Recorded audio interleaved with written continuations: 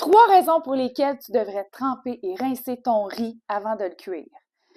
La première raison, c'est pour éliminer l'excès d'amidon.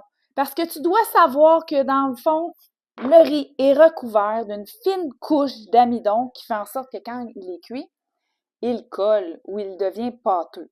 Mais la principale raison, c'est vraiment pour augmenter la digestibilité puis diminuer l'indice glycémique du riz. Deuxième raison, c'est pour enlever les impuretés et aussi les résidus. Il faut savoir que le riz contient des poussières, contient des débris, des résidus de pesticides.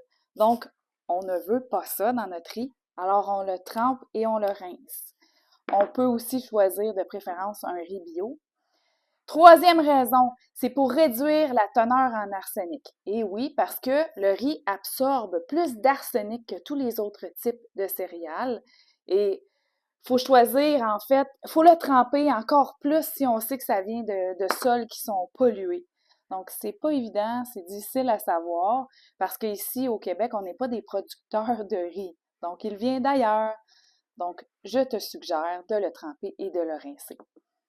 Si tu choisis un riz basmati ou jasmin, tu peux le tremper 20 à 30 minutes et ensuite tu le rinces et tu le cuis. Si tu choisis un riz qui est sauvage, je te suggère de le tremper 6 à 12 heures pour augmenter la digestibilité du riz. Donc, si tu as aimé ma capsule, s'il te plaît, mets un petit j'aime, commente, partage l'information parce que si tu juges que c'est des informations qui sont nécessaires pour tous les gens, alors go, je t'invite à le faire. Ma mission, c'est d'aider les gens qui souffrent de troubles digestifs, de douleurs récurrentes ou chroniques à optimiser leur qualité de vie, leur santé, leur vitalité en leur proposant des solutions naturelles et efficaces. Alors, bonne santé!